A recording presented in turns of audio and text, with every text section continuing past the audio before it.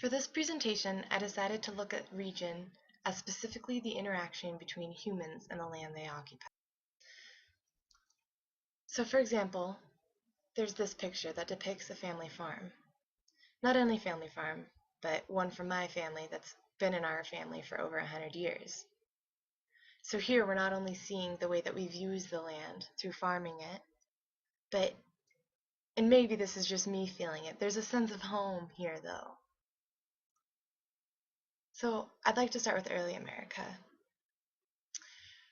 In Pocahontas, Her Life and Legend, the authors write, Pocahontas would have been able to identify plants, build houses, butcher, tan hides, and other things by the age of 13. And in an article about Captain John Smith, it's written that he lived in a shelter built of tree branches and learned to live off the land. So both of these individuals had a very different relationship with the land than many people do today. The relationship they had required that they intimately know the land in order to successfully live and survive.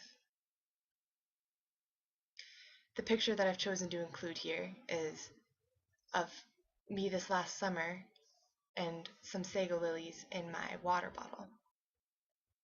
I thought that this was fitting because for me, these lilies were just beautiful wildflowers that I knew from the land I was in, but I didn't need to know. I did not need to know what they were to survive as Pocahontas or John Smith would have.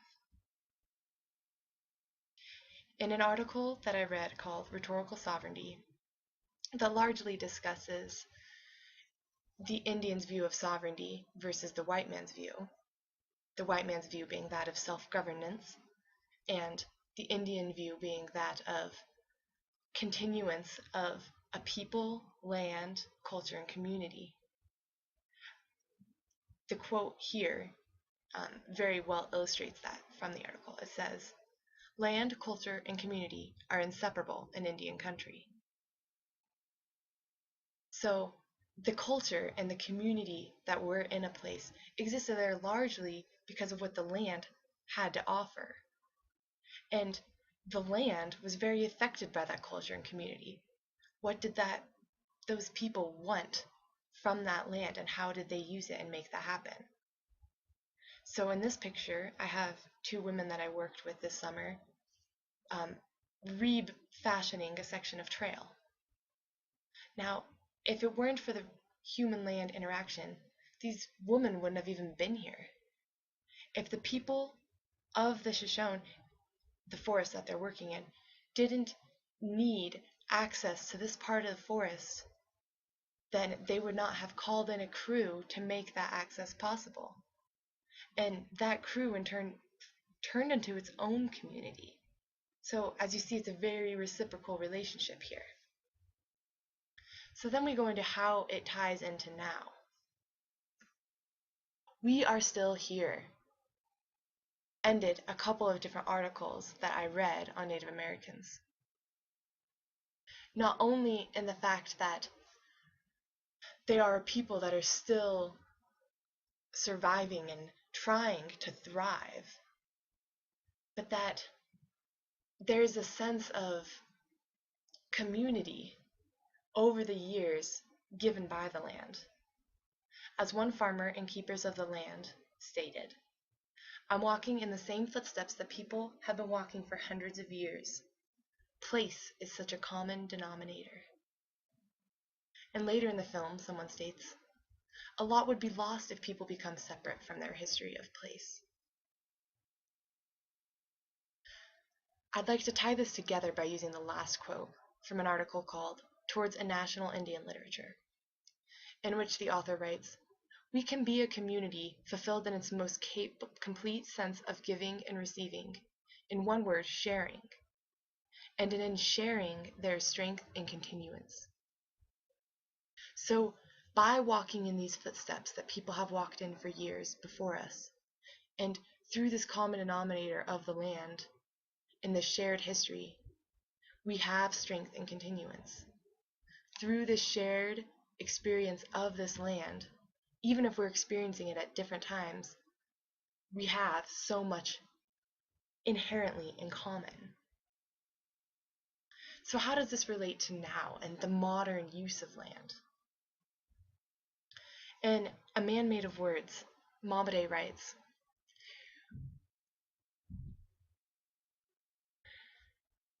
"We may be perfectly sure of where we are in relation to the supermarket in the next coffee break, but I doubt that any of us knows where he is in relation to the stars and the solstices." He continues, "We Americans need now more than ever before, and indeed more than we know, to imagine who and what we are with respect to the earth and the sky."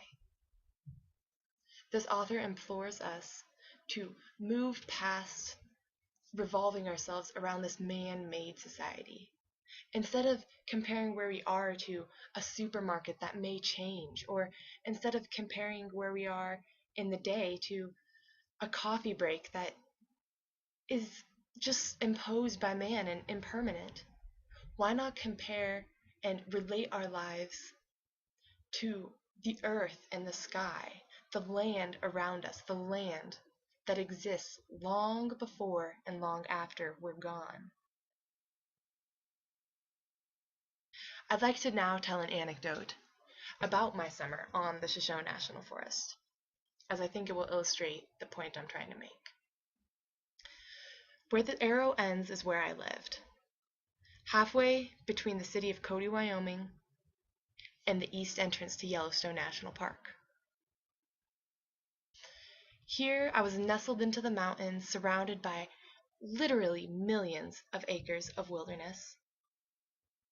And yet, I started the summer off not in awe of this place, but in fear. I had no cell phone to use, no computer, no internet to access. Those things being what I go to in my free time, what was I going to do?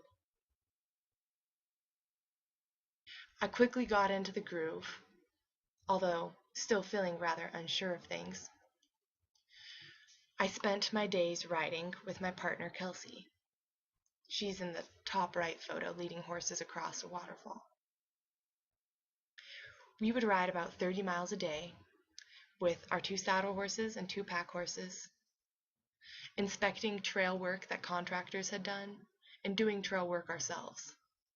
We ended each night very much like the picture in the bottom right, our 2 little tents set up, and the horses grazing in the grass nearby.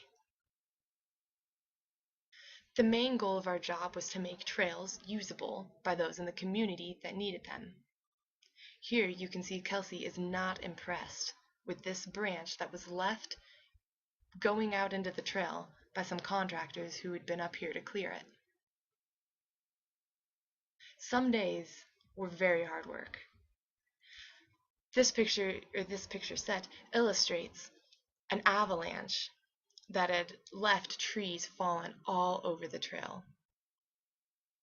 We, Kelsey and I along with one other person, worked a 14-hour day to clear 200 yards of this. Ended up cutting about 200 trees. Now, being as it's a wilderness, we can't have chainsaws. So we did this all with handsaws and axes.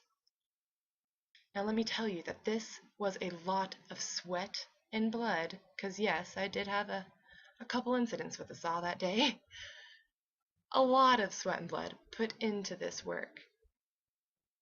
But man, by the end of that day, I knew these trees. I knew which ones would cut easy and which ones would put up a fight. I knew the way they laid on each other and made binds and made it difficult to pinch the saw or where to cut it to relieve pressure. I felt like I truly knew that land. And that was a theme throughout the whole summer. I'd fall asleep and see wildflowers and sunsets out my tent flap. I'd follow in the tracks of wolves to goad up the trails I was inspecting, and I'd see beautiful views, just layers of mountains on mountains, and by the time I was approaching the top of a ridge, I would have some sort of sense of what was to come. Even if it be a tiny little snake waiting in my camp, or a big grizzly bear, which did happen a few times. I felt like I understood the way that things worked a little bit more.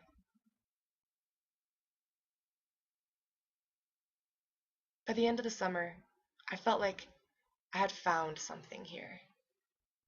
I had ridden over 1,000 miles of trail, and I knew the way that this section of forest worked. I knew the way that the land moved and the way the water moved through it, and where to find the elk or the bears or the deer or the antelope. And more than that, I had found something in myself, something that I'd only got glimpses of on camping trips or backpacking trips here or there, but that was able to really expand within me and make itself known.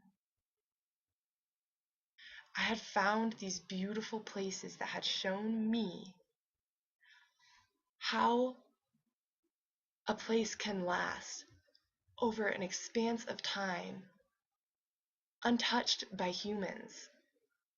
How fires might rip through it, but God, it's still way more beautiful than a place that humans have torn up and put up buildings. And of course, that's my subjectivity here speaking, but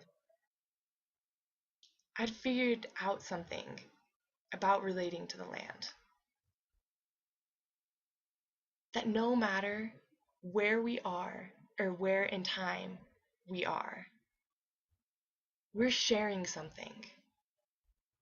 The very dirt beneath our feet is the dirt that was beneath others' feet years ago. Maybe it was an early Native American or early European American, or maybe it was just a moose passing through. But the shared experience here is not something abstract and philosophical and unrealistic, untouchable. It is as real and tangible as the dirt beneath our very feet. And we need only acknowledge and partake in the sharing of that to experience what those before us have experienced in their time.